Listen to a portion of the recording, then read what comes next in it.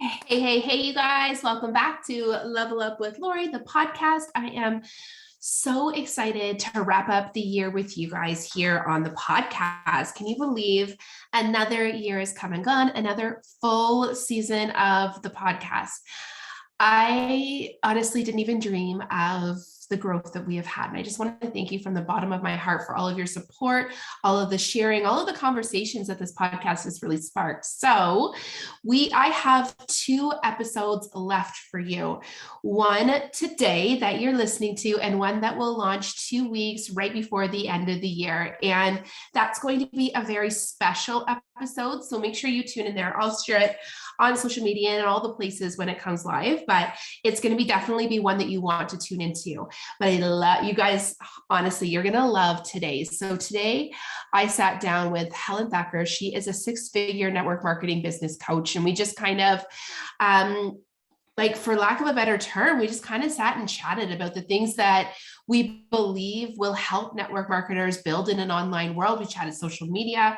We chatted about the importance of branding. Then we dug into email marketing and why she believes it's a really important piece of building a network marketing business. And I know for me, it's just something that I implemented into my own personal network marketing business. It's something that I'm transitioning to teaching in the academy a whole lot more, and something that I have big plans for inside there in the new year too. So it was a really great conversation, a lot of really good back and forth tips that came out of this episode. So I know that it's going to be one you are interested in checking out. And if you want to go follow Helen over on Instagram, she is at Helen Thacker. So HelenThacker. If you can't find her, just send me a message and I will direct you, but I'll also share in kind of the notes for this episode. But go check her out. The tips that she shared were incredible, and she has built her own multi-6-figure network marketing business, so she knows her stuff. And yeah, it was just really fun way to spend my morning, and I hope you enjoyed this episode, listening to this episode, as much as I enjoyed recording it. So over and out. I will see you inside the next episode.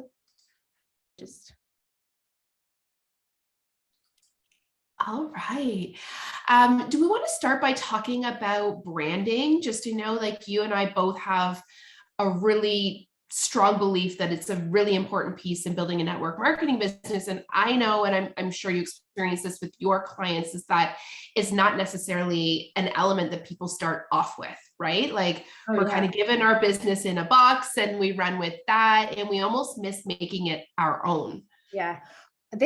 I think that's a great place to kick off, because this is really so important that you stand out. Like you said, I feel this is the missing piece when it comes to being educated and coached by our companies. And I can understand that, because obviously we are distributors and we are promoters growing their business. But there are thousands and thousands of people in the industry out there on social media. We're all kind of struggling to find our place and our corner and get attention on Instagram and wherever it is. You have to stand out, and the way that you do that is through personal brand. And you are the same as me, Laura, because we both believe that you have to create something that is aside from your company. And I always liken this to, like, if you were going into a shopping mall and every single store was the same company's products, you'll have the same storefront with the discounts, all the same, all that kind of thing. You have to find a way to stand out and the way to draw the customers in. And that is through branding around you and your unique message, your voice. And it doesn't necessarily have to be connected to your company or the products or the services that you're promoting, don't you think? I totally agree. And I think it's actually how we make our businesses more sustainable and more fun, right? Like when we are enjoying what we're doing, enjoying what we're talking about and sharing and having fun inside of our businesses, we are more apt to do more of those things, and people are more likely and easily drawn into our energy because they feel like they get to know us. And I find that that's actually what creates a lot of customer loyalty as well, is when someone feels like you're a real human and they understand you and they get what you stand for. Yeah. And yeah, the trust, like you said, so right, it's the trust factor, isn't it? And when they find out who you are, and they find out who you are behind the scenes as well. So like in your stories, for example, like seeing what you do day to day, your family life, whatever it is that you want to share. All of that is part of your brand, and all of that is part of what makes people fall in love with you and get to know you and trust you. You're so right. And it is more fun, and it is so much more interesting than seeing yet another page of products and Black Friday offers and Christmas offers and all that kind of thing. And it's like, well, and I think like it almost scares people away when they go into your page and all they see are products, because I mean, people want to be sold to and they don't want to be sold to all in the same breath, right? They want to be sold to, but they don't want to feel like they're being sold to. They want to have an experience or connection. And that's when they actually will start to shop with you. Yeah, and they are a million times more likely to do that, aren't they? If they trust you and they know you first. Like this whole, we're very both like anti-cold messaging, and you have to build relationships. And I am so happy to see this shift gradually in the industry, thanks to people like, Colleen Nichols and, people like yourself who are paving the way for this anti-sales, this really kind of give value-led content path, because that is the only way forward. We cannot, people have cottoned on in the industry, well, outside of the industry, people have cottoned on to us as social sellers. They think we're going to be poached, we're going to be got, we're going to get your sale, we're going to get you in the team, and like we're out to grab you we go out there into social media with our fishing nets and we're like going to pull you in. And no, we're not. Of course we want to, and of course we have those intentions to do things from a genuine belief that we're helping you to create wealth and have an amazing life and have great products or whatever it is. But there has been this whole kind of persona of network marketing that we're out to sell. And thank goodness that we are shifting our branding on social media to one where it's all about who is our ideal client, in what way can we help, what is our brand message, how can we serve? And it's about putting that content out, whether that's educating them, inspiring them, motivating them, helping them in some way, making them laugh, whatever that is. And then that's how they get to know you, and that's how we serve, and that's how then we can then talk about what we do. But it's done, we almost need to earn the right to sell to them, right? 100%, yeah, we need to show up, and I think it's a little bit about eliminating our expectations when it comes to showing up online, right? We don't do a post simply to make a sale. We don't show up in our stories just for the likes and the comments. Like, we have to have something meatier than that we believe in at our core, that we desire to show up and share. And we just have to do it because it inspires us, or it motivates us, or it's educating the masses, and eventually everything will fall into place. But I think what happens to a lot of people is that it can be very deflating when they don't get the results that they desire, because they're attaching, their activity to their expectations. Yeah, I so agree. It is that shift, in that total shift in thinking of your social media page as a place where you sell, a place where you're starting conversations, and that's what your posts need to be. Yeah, I mean, like you tell me about your thoughts on your kind of like content strategy around this, because I know obviously that's what you're really good at, Laurie. So I'd love to know your thoughts, whether you have like a specific strategy behind this approach. I think just because I've been in it for years, it comes really intrinsically to me. But when I'm working with clients, I tend to try and get them to bucket, the things that they want to share and who they are into a couple different packages, and then to start to get comfortable sharing inside of those. And you can call them brand pillars or content pillars or whatever you want to call them. But at the end of the day, it's like, what makes you you, and what is it that you stand for, and what is it that you want to talk about, right? It could be mom life. It could be, health tips or cooking in the kitchen. But the more you can make it, the easier it's actually going to be to create content around it, because likely it's already a part of your life. I think it's when we try to be something that we're not, that we kind of really struggle, because we're going up current.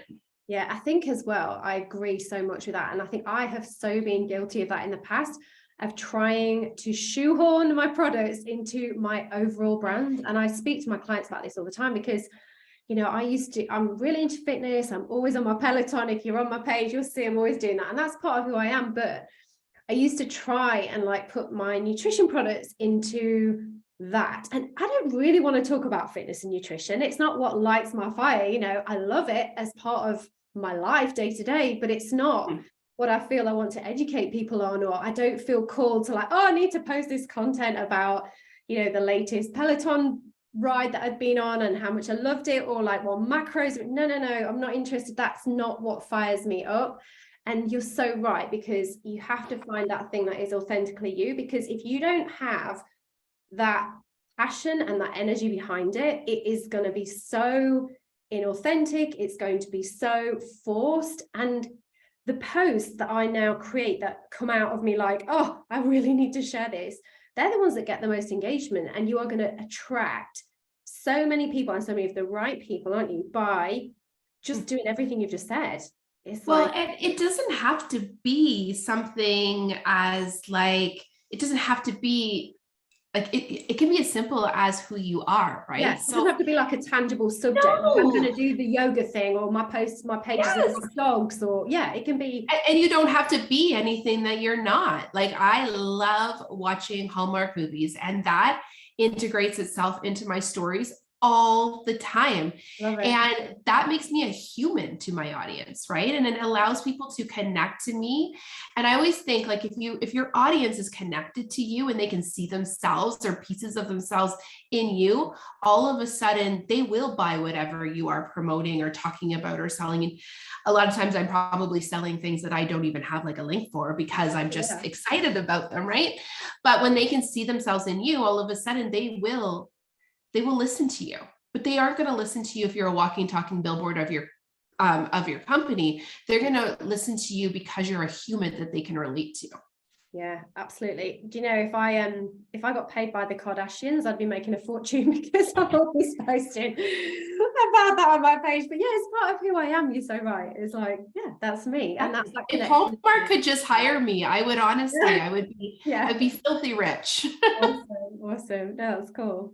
That's cool. So on that note, we were talking about, like, this whole point of this is growing your audience, isn't it? Because we obviously, that's where business is, and we have to show up intentionally. At every post that I want to create, every reel, every story is done with the intention to grow my audience. And I think one of the things that people don't realize is that when they come into network marketing and they start, or when they're building an online business and they start to use their social media really with that intentionality behind it, it's no longer about the personal stuff. Some people find it really difficult, don't they, now I had a conversation with my parents, like, I'm really sorry, but my Facebook is not going to be full of me and what I eat for dinner or my kids anymore. It's there's going to be things on there that you don't understand. So here's a shift where all of a sudden you have to say to yourself, like, why am I showing up here? And if it is to build a business, then you have to let go of your third cousin's aunt who might not enjoy every single piece of your content anymore. Like, but the truth is that I still have family that participates, because my boys are a part of my life. And so they do kind of show up in there. What I'm reading will show up in there. So different people, it'll be interesting, because I have a lot of people that will reach out to me that I didn't even know they were paying attention, and say, I know I'm not in network marketing, but your words still inspire me.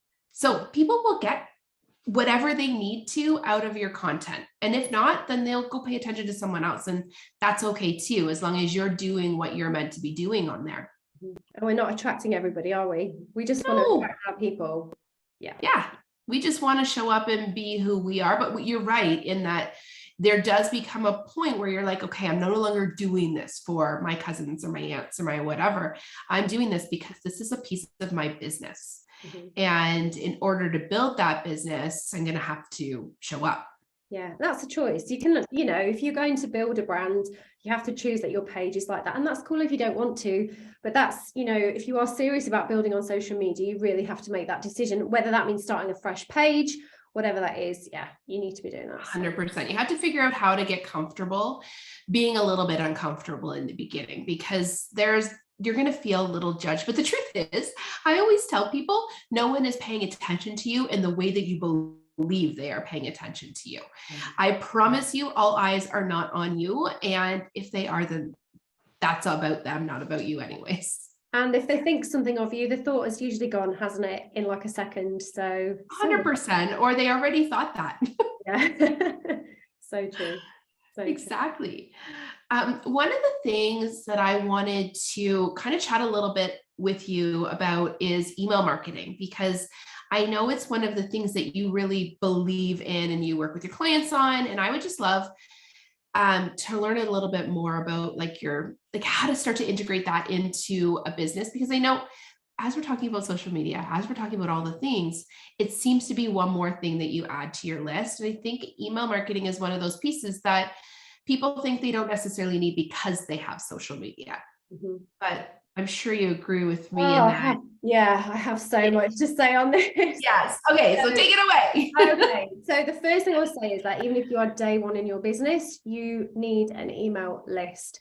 So we all know the horror stories, social media accounts get taken away. I was one of them. Yeah. A year ago, I lost my account with over 15,000 people. Oh no. Yeah. And it's so scary because we have no control. Like I've just come off a 2-week shadow ban on Instagram. I have no idea why. And, it happened like as the time we're recording this, that happened over Black Friday. And it was like, but I have my email list. And that is where my warmest market are. Those people have opted to be in my world. They're on my email list because they chose to be. And they're the people I really should be speaking to. And they're the people who I nurture the most anyway. So there are so many reasons to have an email list and get that going. And it really is not difficult whatsoever.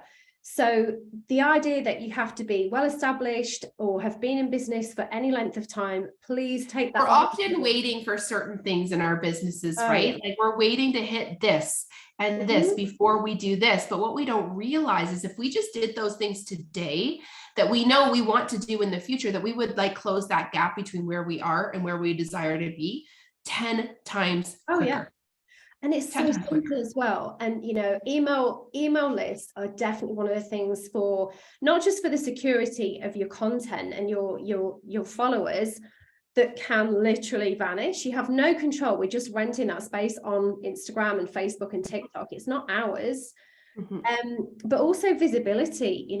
Your content is only being pushed out to 1 to 2% of your followers, whereas with your email, your open rate is around 25 to 30%. So you have a far greater chance of that person seeing what you have to say. And this is where you nurture your audience. This is really where you can give the most value. And this is where you build that whole know, like, and trust factor. And this is where you're going to create those amazing conversations, relationships. You can give so much value. This is how you grow your business.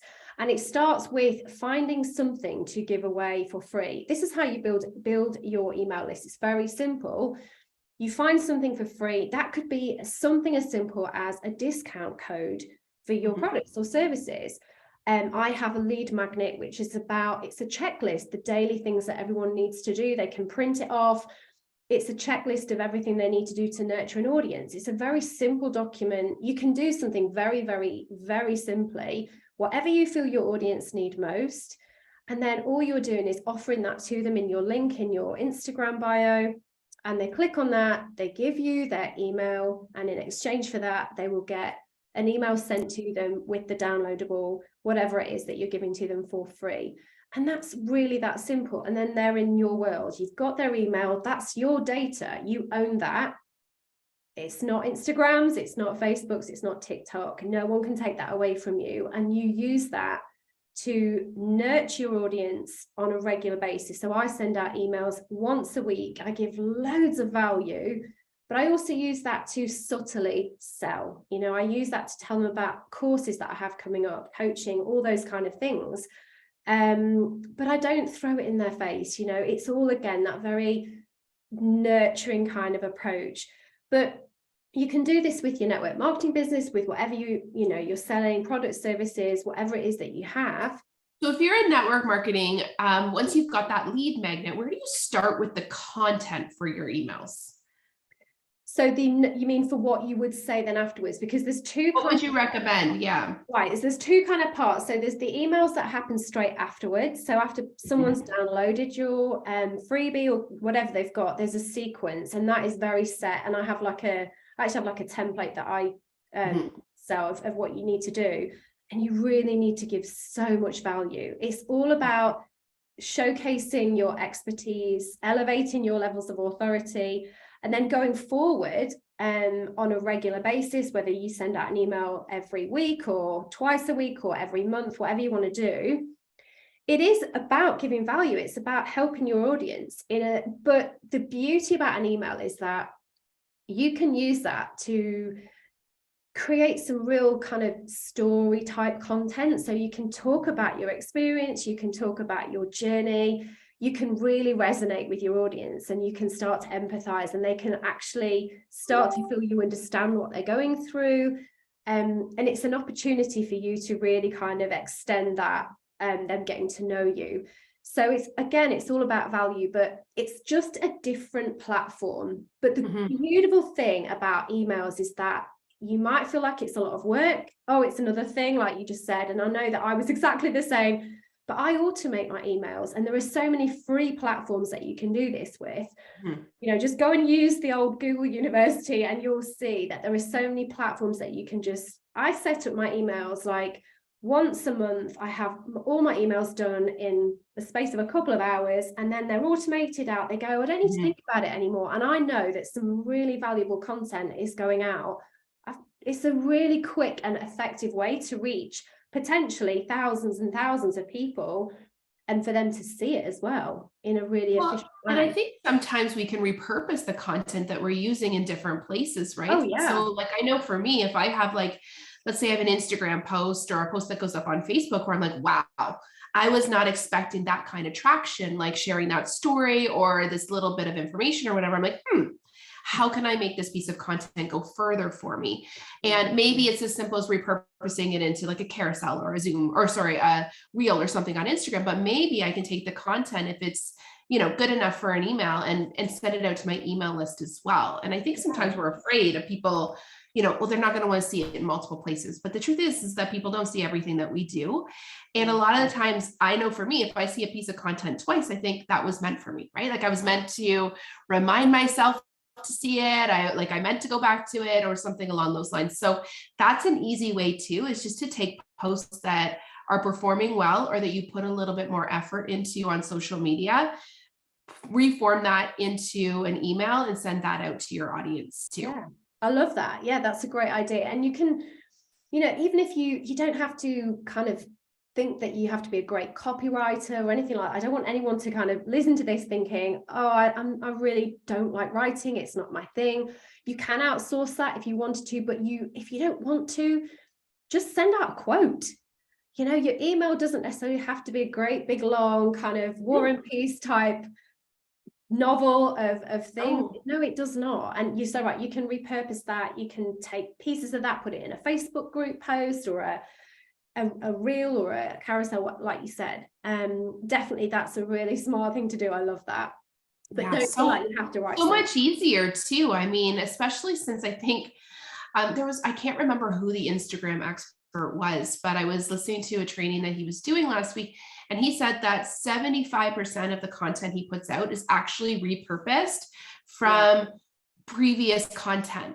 I bet that was Brock Johnson. It was Brock Johnson, actually, because I was just like, wow, that's a high percentage. And it takes a lot of the pressure off of creating original content, original, when really we just want to say the same things in a lot of different ways. Yeah. And you're so right what you said. Not everyone's going to see it anyway. So never be afraid of reposting it and repurposing it, because the visibility, the way the algorithm works, it's very unlikely that the same person... And the teacher in me knows that there's different learners out there. There's someone that's a visual learner. There's someone that would prefer reading over a video. Like there's so many different people that could like to consume content in different ways, that if we can take the same piece of content and almost create 5 different things with it, we're really, kind of giving, I call it in my world, giving your content wings. So like allowing it to fly and bloom.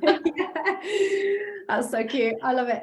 And it goes back to this whole thing of, if you are finding your personal brand and your personal message, and it's something that you really get like lit by, this content is going to be very easy for you to create. I promise you. If you listen to this and thinking, I can never think of ideas, you possibly have not actually found your true voice. That's, you're trying to be somebody else. You're trying to produce content that is what you think you should be posting about. But actually, when you find the thing that is truly, you know, what gets you out of bed in the morning, what excites you to post, and we all want you to have an amazing journey while you're building an online business. We want you to love this journey. When you have that thing that fires you up, you will find this content flows out of you, and you won't find it hard. I promise. Well, and like you said, when you're building that brand, it does not, like the legs of your brand do not have to be the products that you sell. Yeah. You can literally talk about anything that you care about. Yeah. And you want to talk about, because truthfully, like, you're a whole human and the products fit into your life in some way. And that will come out if you are sharing your life. Yeah. How do you feel about posting anything at all on the main feed on Instagram about your products or your business opportunity? I personally like to just sell in my stories, but I sell every day. What do you think to that, Laurie? What would you advise anyone listening to do? I think it's a little bit different for a coach versus a network marketer, but I think that as network marketers, we need to be a little bit wary of putting any kind of head office graphics or products into our feed, simply because of the negative connotation that surrounds network marketing. I think we have to connect with people and share our brand and our voice on our feed. And like you said, we sell in our stories, and we sell through just simply sharing. Like, if you share cleaning products, then share yourself cleaning in your stories, or drinking your daily smoothie, whatever that is. But I think what actually trips most people up is that they're trying to make the majority of their feed about their products. Yeah. And that's really challenging to do. It's boring, isn't it, as well? It is. No one, like, people will run the other way. And I know that because I love network marketing companies and brands and products, but I run the other way from those kinds of accounts. Yeah. Because those are the accounts that are in your DMs, like saying, hey girl. Hey babe. Yeah, exactly. Exactly. I had someone last week just ask me if I would post something on my personal profile of a product that I had never tried, and a human I had never spoken to. And I, kind of took a couple minutes to educate her on, it's so gross. And that is a thing right now. And it drives me crazy, because this whole, let's go out and build our business through affiliate messaging. It is a thing. And no, I would not do that. My kind of rule of thumb, and what I teach my clients, is if it gives you the no feeling, that like where it kind of makes you shrink into yourself, then likely that's your meter, like your warning that this isn't the right way to build your business. And everybody has a different like kind of radar when it comes to that. And I've always just followed my own, and it's led me to build a business that actually feels good for me. So right. This has been amazing, but I want to ask you one last question, unless you've got anything to ask me. But I would love for you to give my audience any kind of final social media tips, like just generally, any hacks, anything that, like, little tricks and tips that might be helpful they might not have heard of. Oh, tough one. I think for me, and with social media, and what I kind of teach my clients, if you're struggling in the beginning, just build the habit of showing up. So show up. I've got a couple tips actually for you. Show up like consistently until it feels like second nature, and then start to integrate your products into your stories and start to like make your content crisper or prettier or whatever. But if you can just do it imperfectly in the beginning to build that habit. That's really kind of helped me. And then my other one is to follow somebody that you love who's not in the same company as you. So someone who kind of shows up in a way that you could see yourself showing up, someone who creates posts that feel like, that sounds like something I would do, but make them in a different company so that there's no replication or duplication or copying going on, because the content they're creating, it's not has nothing to do with your, your brand or your products, but you could see how you could make that your own. Oh, that's a good one. I love it. Thank you. Yeah. I think it's our tendency to follow people in our own company, and then we feel like that's all we see, and we don't know how to be ourselves because we're seeing, a number of different people doing those products. If you follow people in other companies, you can be inspired and motivated and almost take their ideas and put your own swing on it. Yeah, it's a bit like coaching, isn't it? You just need that third party, completely impartial view of what you're doing, because we do get, in the box, put in the box, the blinkers are on. Yeah, sometimes we have to, stay in our own lane and almost tune out the people doing similar things because it can paralyze you in some ways. Amazing. Oh, yeah. How about you? Any last minute tips, either email marketing or social media? I think what you just said was so right. I don't want to kind of just copy what you said, but the consistency thing it's so important for so many ways, for so many reasons, not just like the algorithm thing, but what it shows as you as a person. If you are trying to attract people to your business, you need to be that leader. You need to have that consistency. I've looked at people before and I have said no to investing in coaching with them purely because they did not show up for a while. And I was like, I cannot rely on these people. So the actions that you take on social media completely reflect the way that you are being perceived as a businesswoman, as a leader. And I think that is I think people don't really realize that it's not just about consistency for your own good habits, consistency for the algorithm. It is about how that projects and perception. Exactly.